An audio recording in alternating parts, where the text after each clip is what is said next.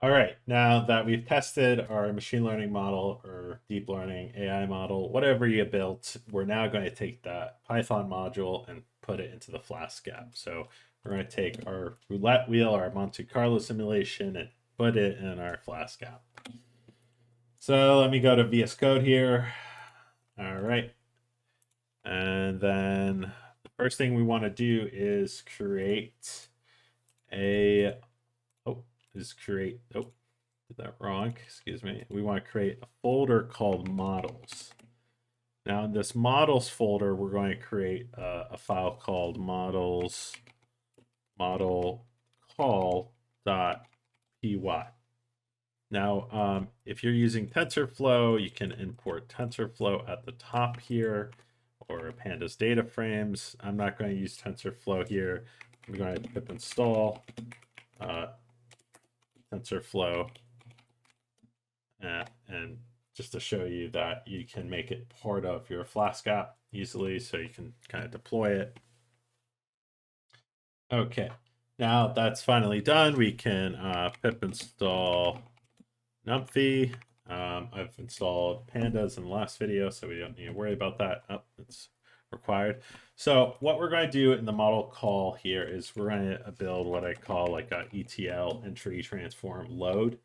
That is not the exact like usage, but basically we start with some data, like we take some data, we pre-process it, then we pass it to the model to transform it, and then we will load the results, or we could save the results or whatever. So first thing we'll do here is, let me get rid of the terminal, is we'll create kind of a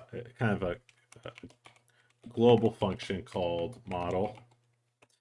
Then we'll pass data. Then step one is we'll process the data, and data underscore for model equals load underscore and pre-process data.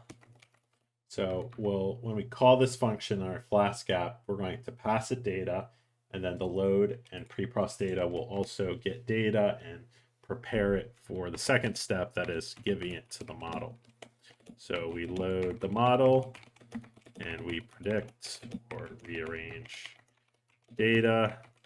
So here we have new results equals apply model data underscore for model. So that's step 2. And then step 3, we will save the data, which, you know, is just kind of, you can just kind of save it to your local, you know, here we have a path, here in my machine, which won't make a whole lot of sense to use. So I skip this step, but basically you can save data locally. So we have 3 functions here. You load and pre-process the data, you apply the model, and then you save the data. So now we need to go over and transform our Flask app. So let's just move this to the right. Modify our Flask app here. So here we just make sure we call now from models dot model call import call model. So this function that we wrote is now being called in another Flask app. And then we need to pass our API key. So we're going to use the API key here. So the same way we did it earlier. So we're going to do API underscore key. This will be a global variable. I'm going to exit out of this for now. Equals os.ervren.get API underscore key. So if we get rid of these other files up here. So our environmental variables here, we can define a variable called API key, and we can make it a string. Go back to our API call tests. So this is the API key right here that we'll use to get stock market data. And then this API key globally can be passed throughout our Flask app.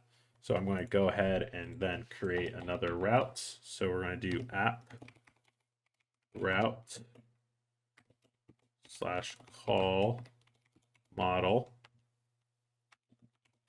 methods equals post def underscore call model underscore route, and then form underscore data equals requests form model results equals call model API key form data. Oh, run the code here. Then we need underscore data here. So what this request is that we need to make sure we imported this I think at the top, or it should, yeah, now it should just show up there, I think. Fine. And then we do return test.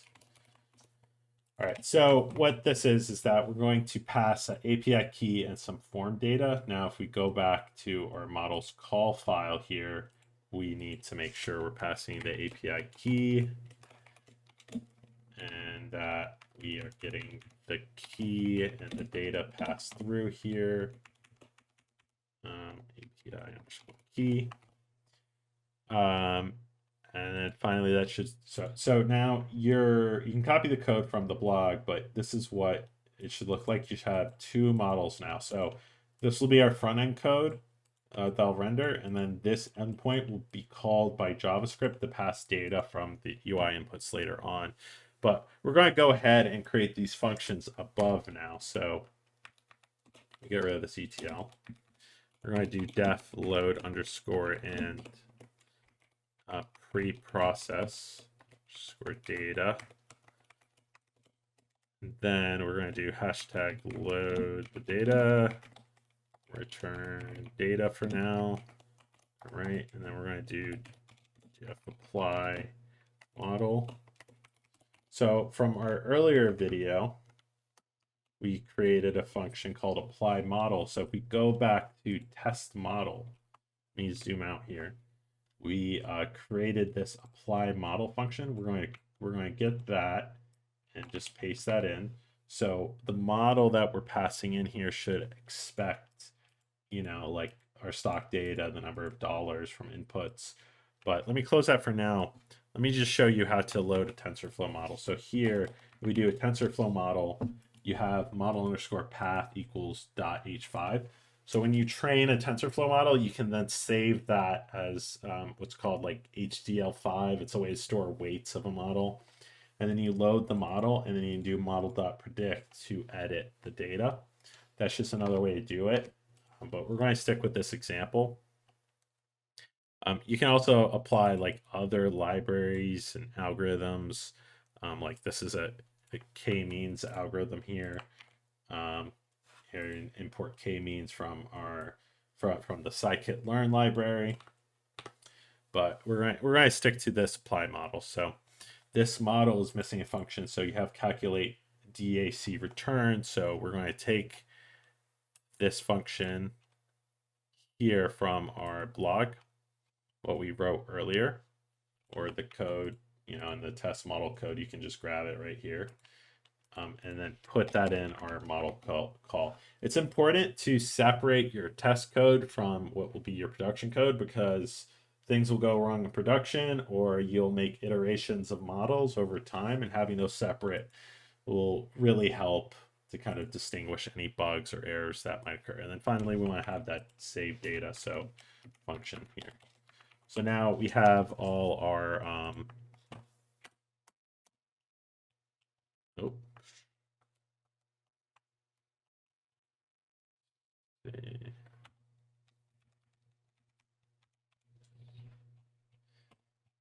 hold on here.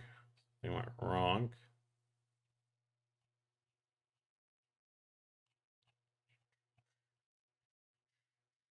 Oh, there we go. All right. So we want our save data. So now we have all our three functions. So we have a function for every step in the ETL. So if something is wrong with your data, you can kind of create error catching handling code, validation code inside of it. If the cells are empty, you can kind of prepare the data before you give it to the model. And then if anything goes wrong after the model has run, like the results are weird, you can save that result if it's not what you expected it to be. So like just breaking it up into these three blocks can be really helpful in kind of like scaling your prototype and making updates over time. All right, so now we need to update our process data here. So earlier we created a API test call here. So now all that means is that we can go ahead and import that function from services. So import services dot API calls.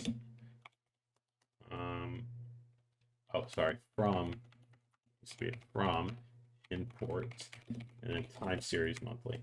So now that we have this function here, we can then use and update our thing. So this data that we're going to load, it's going to be a ticker symbol. So data ticker. So like our data will contain the ticker, as you'll see in the next video. Data equals time series monthly, and then we need the API key. We need the ticker and then the API key.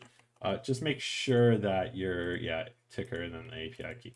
So we always want to make sure that our things are getting passed. So I imported this API key. I want to make sure that I'm getting it here. So if we go back to call model, I have API key, then data. So that's wrong. Make sure we do this right. Okay, there we go. So we imported it. So when we run the Flask app, we'll import the secret key that we need and then give it to the code to acquire the data, and then we'll get the data back, and then it'll be passed to the model. So that step's done. Now, our next step is that we need to make sure that this works. So we can go ahead and just list out the directory. We'll cd back into the directory. It seems like we got out. And we can Python app, run it. We are outside of a virtual environment, so we just want to go back into that there, if that ever happens to you, Python app. All right. And we just want to give that a run. So I had TensorFlow installed. You'll get this error showing up, but it doesn't really make much of a difference to the app. Now we should still get hello world. We got hello world. That's great. Our model for the next video, we need to create some UI inputs, and then we'll connect those UI inputs to the Flask app and then test the model and make sure the results show up on the screen.